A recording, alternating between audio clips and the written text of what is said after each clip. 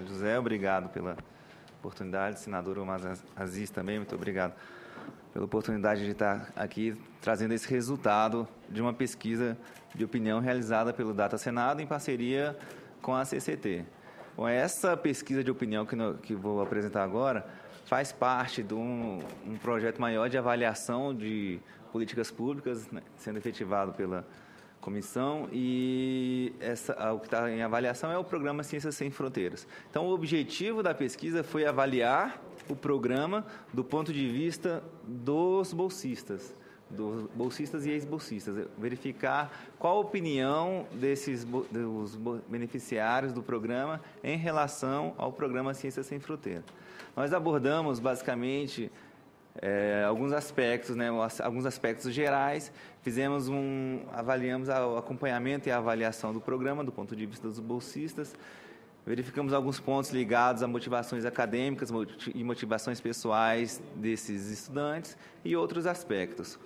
As perguntas foram aplicadas tanto para bolsistas quanto ex-bolsistas, e algumas perguntas eram exclusivas aos bolsistas, outras exclusivas aos ex-bolsistas, e o outro grupo de perguntas foi aplicado tanto a um grupo quanto a outro.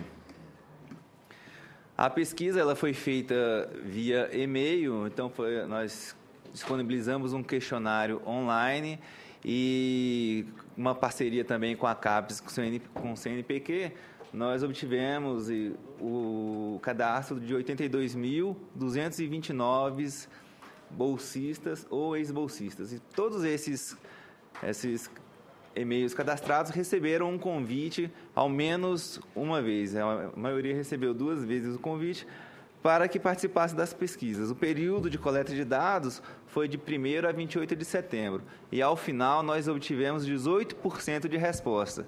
Ou seja, essa pesquisa ela conta com 14.627 respondentes. É um número razoável, um número maior do que o que se observa na literatura. Em geral, pesquisas desse tipo, pesquisas online, obtêm entre 7% e 13% de respondentes. Então, esse público foi um público mais receptivo à participação das pesquisas. Foram feitas várias perguntas. O relatório que os senhores dispõem, que nós vamos também disponibilizar no site do Data Senado, ele contém a descrição de todos os resultados. Vou trazer aqui, de uma forma resumida, apenas alguns resultados, o que nós julgamos os mais interessantes para trazer nesse momento. Mas estamos à disposição para tirar dúvidas ou esclarecer, ou fazer qualquer acréscimo que seja necessário. Então, trazer primeiro algumas questões sobre a avaliação geral. Uma pergunta que nós fizemos aos bolsistas e ex-bolsistas foi o seu nível de satisfação com o programa Ciências Sem Fronteira de uma forma mais abrangente. Então, em geral, considerando o programa como um todo, o bolsista ou ex-bolsista está satisfeito, nós verificamos que 48% declarou muito satisfeito e 44% satisfeito, totalizando 92%. Então, de uma forma geral, o nível de satisfação do ponto de vista dos beneficiários do programa é bem elevado. Fizemos uma pergunta um pouco mais específica sobre o nível de satisfação do curso frequentado, ou que está sendo frequentado no momento na instituição estrangeira. Também um nível de satisfação alto, 44% se declararam muito satisfeitos e 38% se declararam satisfeitos, totalizando, então, 82% de satisfação em relação ao curso. Nós avaliamos também vários aspectos. Eu trouxe aqui 6 dimensões que verificamos buscando saber a avaliação geral dos bolsistas e ex-bolsistas em relação ao programa. Então, cada ponto ali indica um aspecto que foi avaliado entre ótimo, bom, regular. E o percentual que está ali é o percentual de ótimo e bom. Então, a gente verifica que o ponto de maior satisfação em relação à avaliação do programa como um todo foi a recepção na instituição estrangeira. 87% declararam que a recepção foi ótima ou boa. Em segundo lugar, ali o tratamento recebido por professores da instituição estrangeira, 85%. E terceiro lugar, empatado ali, a experiência em estudar no exterior e a qualidade do seu curso na instituição estrangeira, 84%. pouco menos bem avaliado, mas ainda bem avaliado o tratamento recebido dos colegas estrangeiros, 77%, e o processo de seleção foi o aspecto com menor taxa de boa avaliação. 55% dos respondentes falaram que acharam o processo de seleção ótimo ou bom. Esse é um resumo de alguns aspectos gerais. A gente tem alguns aspectos mais detalhados que foram pesquisados, foram perguntados aos bolsistas, que nós vamos adentrar agora. Então, fizemos algumas perguntas relacionadas à vida acadêmica, questões ligadas à vida acadêmica.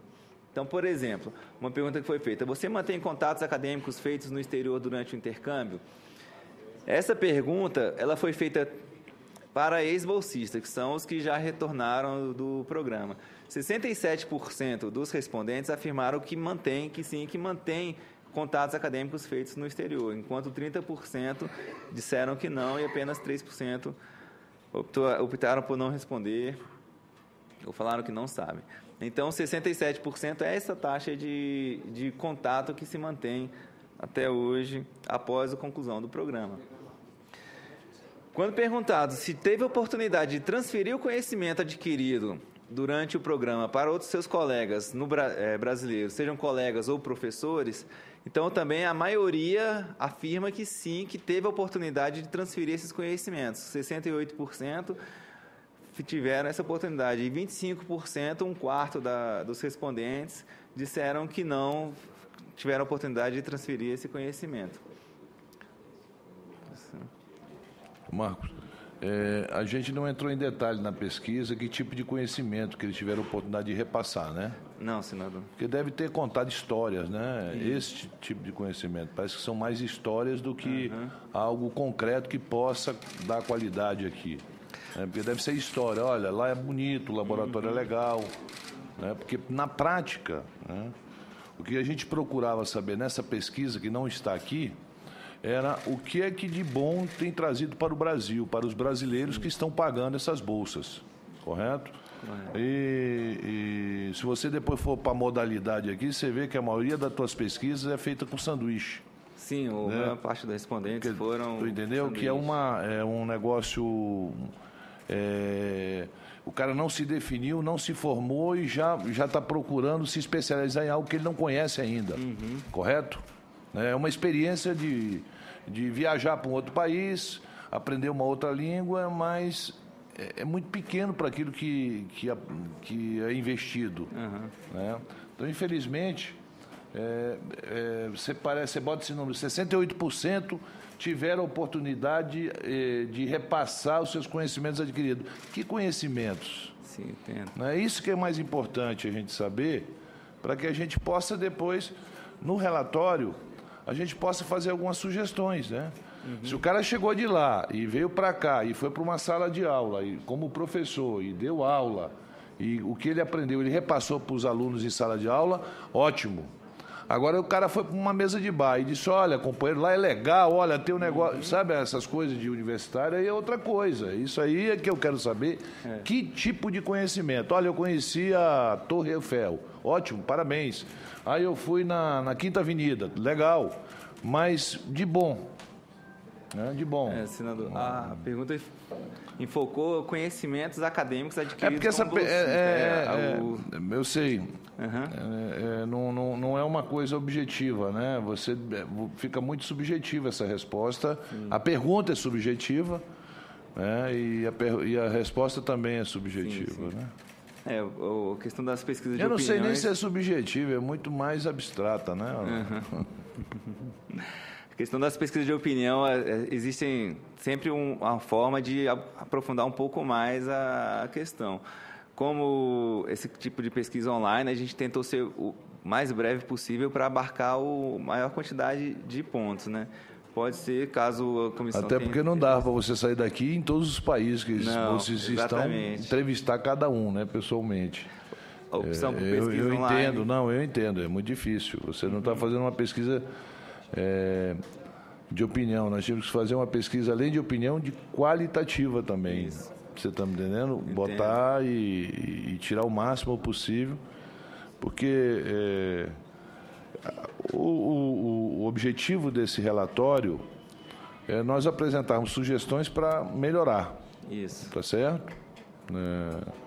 Nós passamos por um momento muito difícil. Se você vê a perspectiva dessa equipe econômica que está aí, era que nós tivéssemos um superávit. E nós não teremos superávit, nós teremos um déficit. Né? E aí você procura qual é o lugar que nós temos que cortar. Você está me entendendo? Uhum. E não tenha dúvida nenhuma. Nós vamos ter que voltar a ser o país que nós somos. É um país ainda com muitas dificuldades econômicas, que não pode brincar com recursos públicos. Uhum. Não podemos brincar, não podemos fazer festa com o dinheiro, como tem sido feito. Então, tem muito subsídio dado que tem que se rever, tem muitos programas que nós temos que tem que ser revistos. E não adianta a pessoa ficar com raiva de mim e dizer, olha, o Omar está contra. Eu não estou contra, eu estou sendo realista. Né? A realidade é essa. O cidadão que tem que colocar o pão, o feijão em casa, ele tem a sua prioridade. Né? Ou a gente dá essa prioridade, o país não tem como ter as duas prioridades ao mesmo tempo. Subsídios altíssimos a todo tipo de coisa, e o governo pagando, e os juros aumentando, e a nossa dívida crescendo diariamente. Investimento nessa área importante da educação, e saber qual é o retorno disso. Uhum. A gente não consegue, senador Raul, realmente ter uma linha de raciocínio em relação a isso. Alguns que estão me ouvindo nesse momento devem dizer, olha, o Omar é contra. Não, Deus o livre.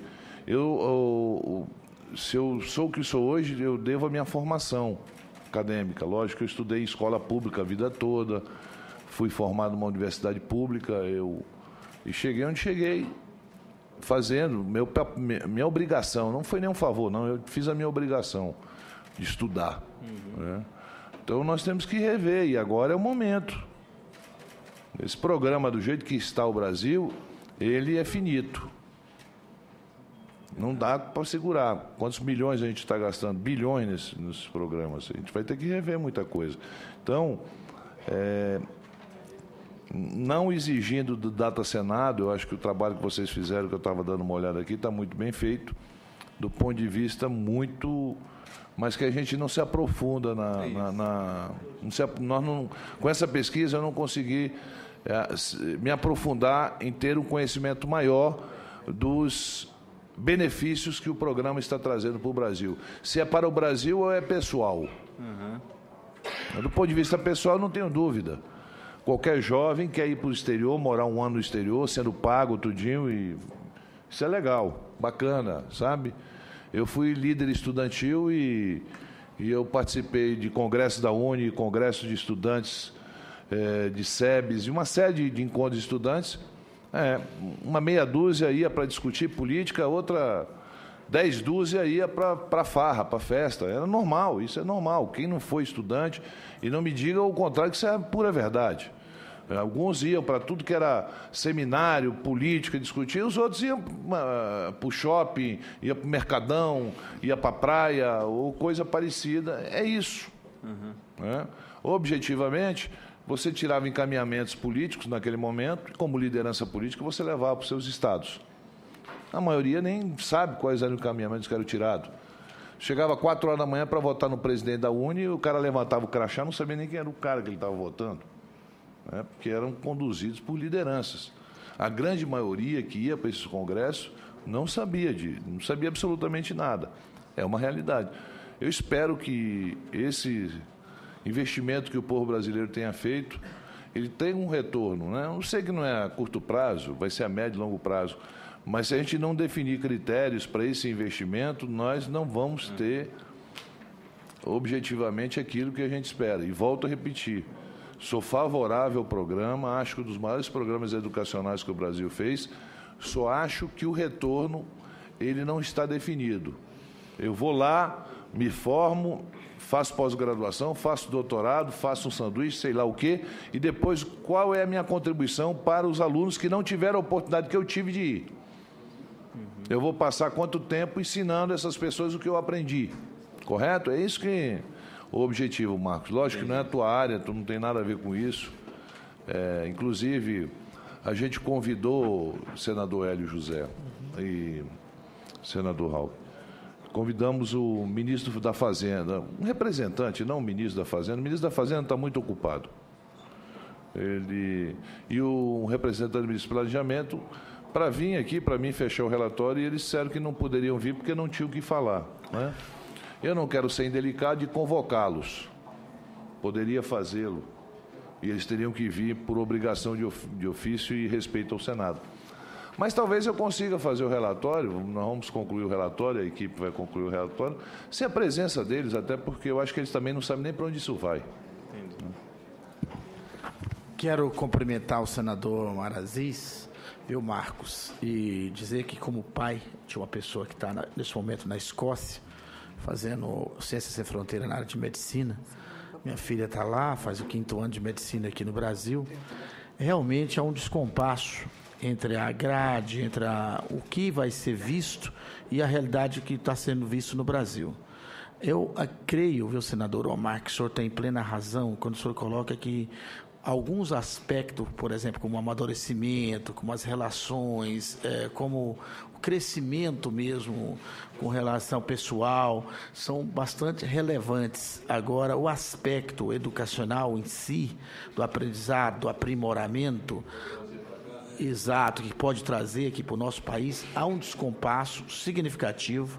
Eu acho que todos nós, senhor, senador Raupp, a mim, todos nós somos plenamente favoráveis ao programa, mas é necessário recomendar uma adequação mais correta do currículo a ser estudado, para que a pessoa também, além de aproveitar esse amadurecimento, essas relações, esse crescimento, essa experiência internacional, a pessoa poder aprimorar mais os seus conhecimentos, enriquecer aquela possibilidade. Por exemplo, minha filha faz medicina, está no 5º ano.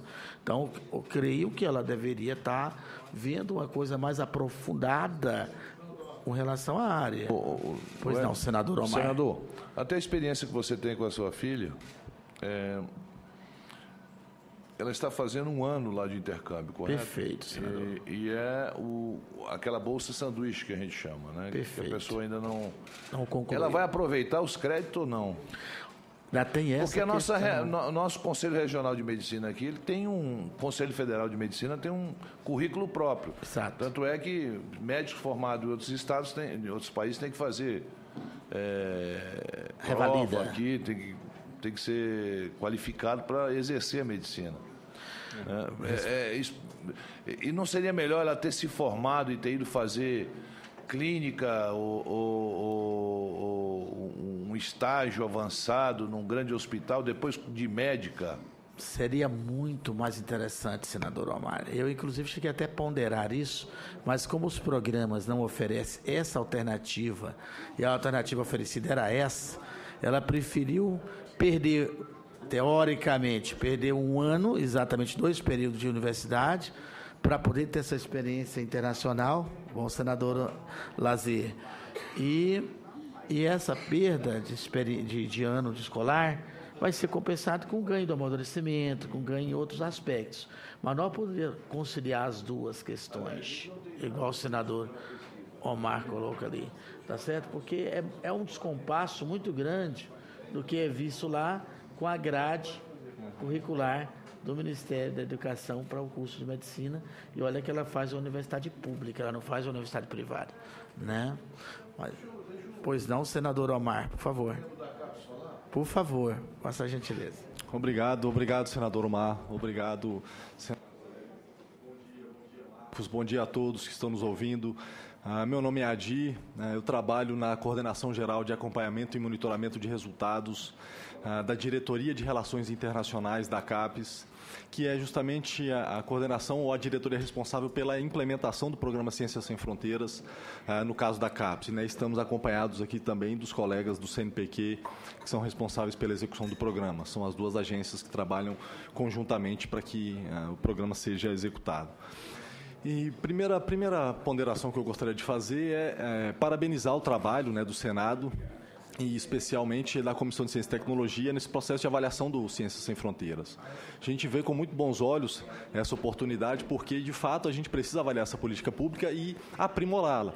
Sabemos, durante a execução do programa, durante a execução desse programa, aprendemos bastante né, como fazer, como trabalhar os nossos acordos de cooperação, como fazer as nossas parcerias e como melhorar o nosso processo de acompanhamento do bolsista no exterior. Temos algumas dificuldades? Certamente temos, sim. Precisamos, sim, melhorar a questão do acompanhamento, a questão do processo seletivo, a questão da absorção desses egressos aqui no Brasil. Nós já temos ciência disso e já estamos trabalhando para que isso seja melhor conduzido. Mas eu gostaria de ponderar também que talvez algumas conclusões, a que cheguemos aqui, mesmo com essas pesquisas, sejam prematuras em função da magnitude desse programa e do tempo de amadurecimento do conhecimento que esses alunos adquirem no exterior.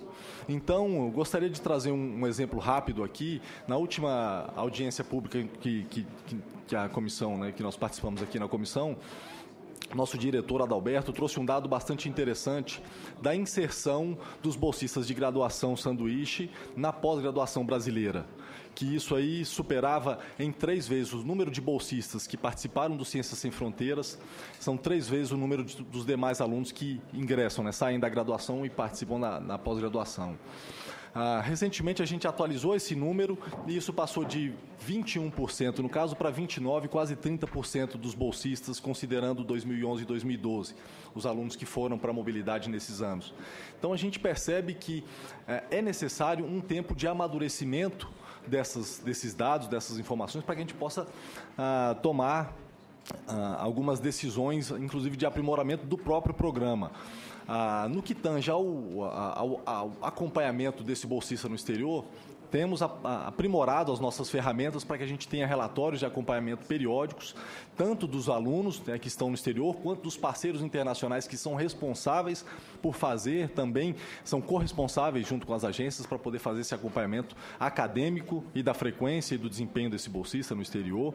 E também, no retorno desse bolsista, o professor Adalberto, nosso diretor, trouxe aqui uma informação bastante importante, que é o projeto que está sendo tocado pelas agências CAPES-CNPq para a absorção desses indivíduos em institutos de pesquisa, em centros de pesquisas e em empresas que estão necessitando de pessoal muito bem capacitado e muito bem formado para que a gente tenha um desenvolvimento maior nas nossas atividades. E, por fim, senadores, eu gostaria de comentar também a necessidade da gente, de repente, avançar nessa pesquisa, mas não apenas olhando o lado do bolsista ou do ex-bolsista. Para a gente ter uma avaliação mais holística e completa do programa, nós precisamos também ouvir as universidades aqui no Brasil que receberam esses bolsistas, as empresas brasileiras que patrocinaram esses bolsistas, as universidades estrangeiras, os parceiros internacionais e as próprias agências de fomento. Eu acho que a gente precisaria fazer, e é um trabalho que nós estamos fazendo também lá na CAPES no CNPq, de ouvir esses demais envolvidos para que a gente possa fazer uma avaliação mais completa do programa. Eu agradeço a oportunidade. Agradecido. Eu passarei para a CNPq depois de ele terminar a exposição, ok? Só para a gente não perder mais a sequência. Meu nobre senador Cassol. Obrigado, senhor presidente. Eu só queria aproveitar a oportunidade, além de cumprimentar o nosso presidente, Hélio José e os demais senadores. Consta também aqui, já acho na pauta, eu pedi para a minha equipe um requerimento, já que estão falando em pesquisa e inovação, e especialmente em outra área, o senhor é testemunha da bandeira que eu levantei da fosfetolamina, e a imprensa nacional divulgou no final de semana, a TV Record fez uma entrevista onde foi imparcial, mas infelizmente eu assisti no Fantástico pelo doutor Drauzio Valera, que fez um desserviço para a humanidade. O papel que ele fez, ele devia escrever na cara dele, na testa dele, assim, eu estou a serviço dos laboratórios. E eu me admiro muito a televisão, a TV Globo, que é uma TV que está perdendo audiência cada dia que passa, tanto nas suas novelas, seus telejornais, é por causa dessas situações. Não ouviram ninguém dos pacientes que se trataram com a fosfetolamina. Ninguém foi ouvido. E nós vamos ter audiência pública no dia 29, às 9 horas da manhã, e eu gostaria presidente, que fosse incluído aqui o senhor doutor José Antônio Ribeiro, filho, Ele é médico oncologista, especialista em mastologia, ex-presidente da Sociedade Brasileira de Mastologia. O Hélito Rodrigues, ativista pró-legalização da fosfatalamina sintética, e o senhor Carlos Kennedy, que após conhecer aquela substância, medicamento, começou e distribuiu gratuitamente para as pessoas. Então, portanto, está aqui a oportunidade também, e também junto nesse requerimento, já que estamos nessa área de pesquisa, também o senhor Otaviano Mendonça Ribeiro Filho. Ele é doutor em ciência, área de concentração química, análise da USP de São Carlos, ele foi.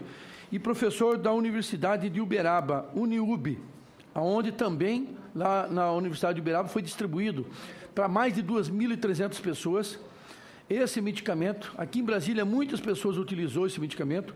O doutor Antônio Ribeiro, para vocês terem uma ideia, ele é médico aqui em Brasília, oncologista, e também foi presidente do Hospital de Base aqui de Brasília por vários anos.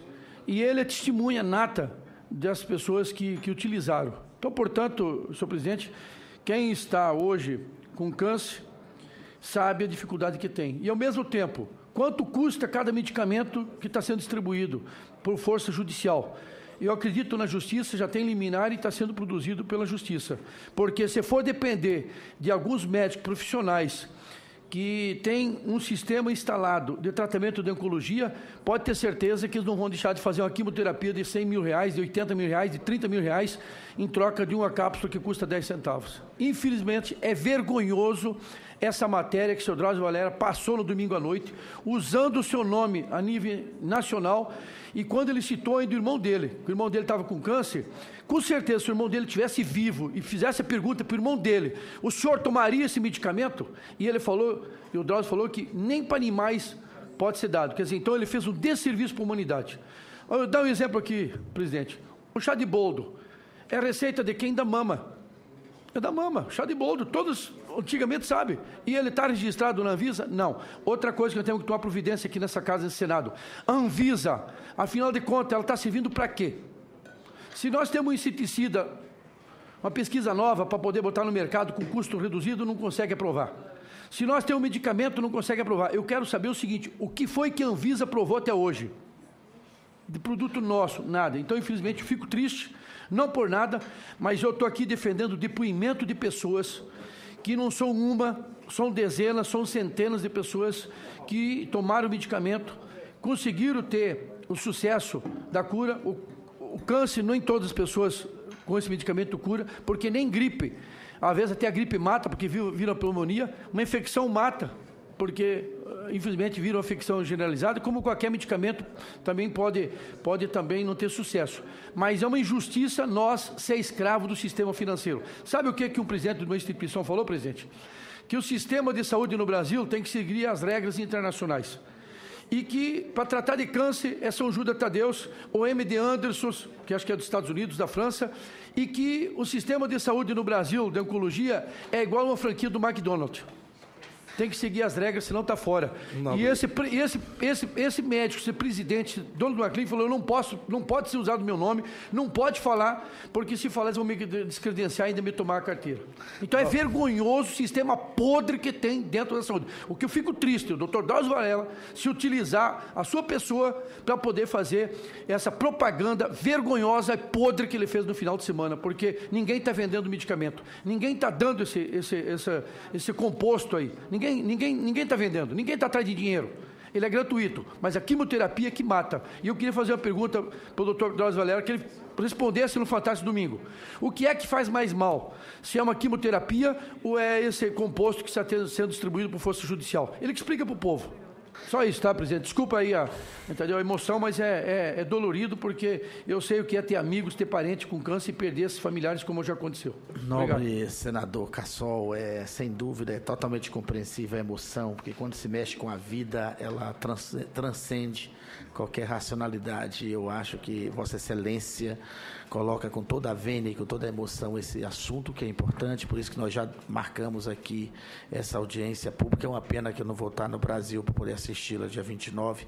Gostaria muito de poder estar participando, mas eu vou estar lá representando a gente na questão do marco regulatório das Américas com relação à energia solar, mas eu quero desejar sucesso, vou falar com você que vai ser deliberado em seguida o seu Eu gostaria que o senhor já deixasse toda a Tá. nossa assessoria da CCT, porque vai ser a CCT, a Vai. CAS e a CDH. Perfeito. Tudo já embutido para no dia que a gente pudesse também para ser ao vivo, para passar ao vivo, pedir a gentileza da diretoria da mesa, do Senado. Com certeza. Para passar ao vivo, para ter a participação da sociedade brasileira. Para passar de todo mundo, que pode participar os oncologistas, que pode participar dono de clínica, que pode participar os pacientes que foram contemplados, que todo mundo vai ter direito no dia aqui, porque vai ser várias autoridades que vão participar aqui. Agradeço a sua compreensão, pode ter certeza que, mesmo com o seu compromisso já agendado, mas nós vamos fazer a sua parte junto aqui. Com Obrigado. certeza, nobre senador Cassol, eu quero dizer para Vossa Excelência que esse consta aqui da pauta, nosso item 6 será deliberado depois em seguida.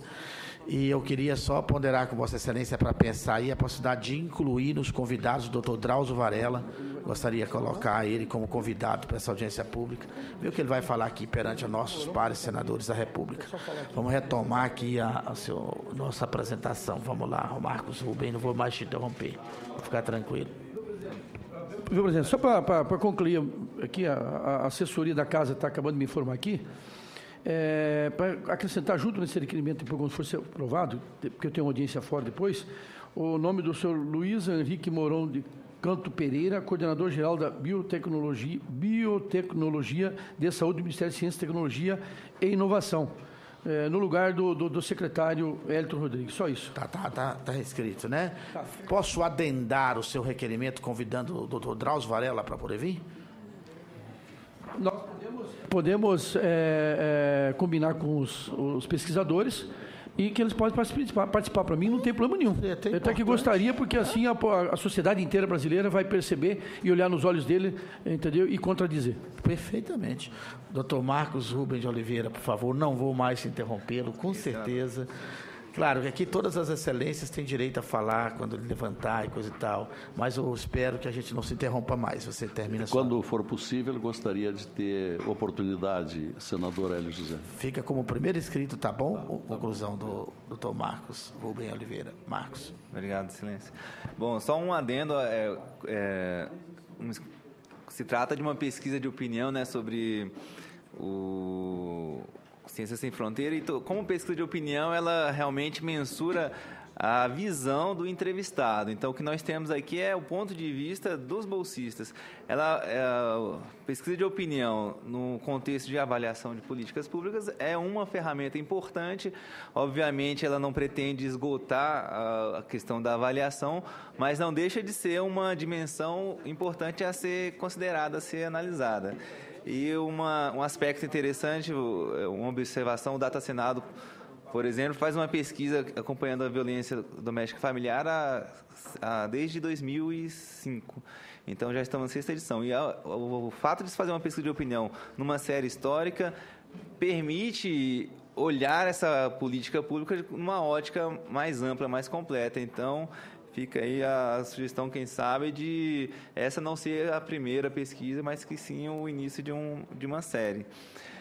Eu estava trazendo aqui os aspectos de avaliação geral, né, do ponto de vista acadêmico, um ponto de vista acadêmico da pesquisa. Nós perguntamos também para os entrevistados, né, para os bolsistas e ex-bolsistas, um pouco sobre o impacto da participação do programa no seu interesse por pesquisa e também nos seus hábitos de estudo. Então, por exemplo, em relação ao interesse por pesquisa, a maioria, 57%, afirmaram que, em função da participação nesse programa, o seu interesse aumentou. E quando em relação à dedicação ao estudo, dizem os nossos entrevistados que 55% afirmam que tiveram seu interesse, sua dedicação aos estudos aumentado em função desse programa. Então, do ponto de vista do bolsista, há um efeito benéfico no sentido dos seus hábitos de pesquisa e de investigação. Um outro ponto avaliado na pesquisa foi a questão do acompanhamento e avaliação por parte dos órgãos fomentadores, né? Perguntamos para os bolsistas se, ao entrar em contato com a CAPES ou CNPq para tirar alguma dúvida, se ele conseguiu tirar a dúvida. 69%, praticamente 70%, afirmaram que conseguiram tirar a dúvida, entrar em contato para tirar essa dúvida. 14% não conseguiu, então tem uma parcela aí que não conseguiu entrar em contato, e outros 14% não tiveram essa necessidade.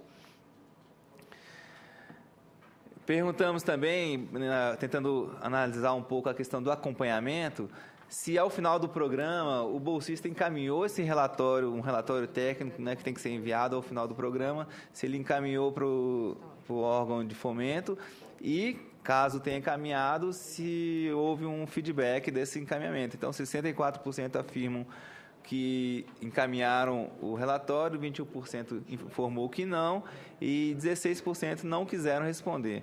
Dos que encaminharam, 1/4 disseram que obtiveram um retorno desse relatório. Essa pergunta foi feita exclusivamente aos ex-bolsistas, que são os que já entraram nessa fase, né, de final de entrega de relatório. O último aspecto dessa questão de acompanhamento administrativo foi em relação ao financiamento. Perguntamos se os recursos da bolsa eram suficientes para a manutenção do bolsista lá enquanto estava sendo usuário do programa, né? Então, 79% afirmaram que sim. E também perguntamos se houve algum atraso, se sentiram algum atraso. 22% disseram que já houve atraso. Esses atrasos, nós perguntamos, está aí no relatório, perguntamos de quanto tempo foi. Então, a maioria foi de até 15 dias. Alguns falaram um pouco mais do que isso, até 30 dias. E, por fim, o que eu vou trazer aqui para os senhores é alguns aspectos das motivações pessoais dos bolsistas. Perguntamos assim, qual o principal objetivo ao participar do programa Ciência Sem Fronteira? A maioria, 61% dos entrevistados, dizem que querem aprofundar o conhecimento na sua área de formação. Então, esse foi o maior motivo, maior motivação. 14% como crescimento da vivência pessoal, prática de outro idioma, 8%, ingressar na carreira acadêmica, 7%, ingressar na carreira no exterior, 5%. E perguntamos também sobre a possibilidade de desistência, se durante o intercâmbio pensou em desistir. 15% dizem que pensaram em desistir. O maior motivo apresentado foi problemas de adaptação. Um segundo motivo muito citado foram problemas familiares. E outro motivo, aprendizado abaixo das expectativas e tratamento recebido dos colegas. Então, se quiser fazer algum investimento para diminuir essa taxa de desistência, o aspecto mais relevante a se investir seria problemas de adaptação. Por fim, para apresentar aqui para os senhores e já encerrar, né, perguntamos aonde o profissional gostaria de seguir, né, sua carreira profissional. A maioria, 53%, disse que queria seguir no Brasil. 24% gostaria de ir para o exterior e 23% não quis, está indeciso ou não quis responder essa questão. Dentre esses que pretendem ir para o exterior, metade já saiu do Brasil para o programa com essa intenção. Outra metade teve essa vontade desperta enquanto estava no programa. Então, a gente pode dizer, desses 24%, 12% desejam seguir carreira futura no exterior e a motivação surgiu em função do programa. Outros 12% já saíram do Brasil com esse interesse. Bom, esses foram alguns pontos, né, da pesquisa que trouxemos aqui. O relatório está à disposição para todos os senhores, vai estar à disposição no site do Data Senado, imagino que na CCT também. E, além disso, ele tem várias perguntas, várias questões para outras questões que foram abordadas, que, em função do tempo, não podemos apresentar aqui, mas que estamos à disposição para esclarecer ou informar o que seja necessário.